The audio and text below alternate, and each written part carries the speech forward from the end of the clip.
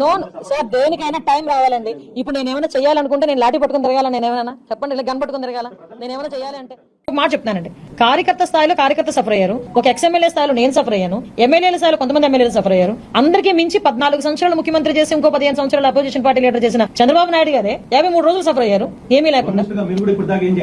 No sir, దేనికైనా time రావాలండి. ఇప్పుడు నేను ఏమైనా చేయాలనుకుంటే నేను లాఠీ పట్టుకుని తిరగాల, నేను ఏమైనా చెప్పండి, ఇలా గన్ పట్టుకుని తిరగాల, నేను ఏమైనా చేయాలి అంటే నమ్మకం అన్నది ఒక సమయపాలనలో కంపల్సరీ నమ్మకం వస్తుంది. అసలు మీకు ఇంకో విషయం చెప్తున్నా, చంద్రబాబు నాయుడు గారు ఛార్జ్ తీసుకున్నారంటేనే ఒక 50% నమ్మకం వచ్చినట్టే. మిగతా 50% మేము చేసే యాక్షన్ మీద గానీ వాటి నుంచి వచ్చే రియాక్షన్ మీద గానీ ఉంటుంది.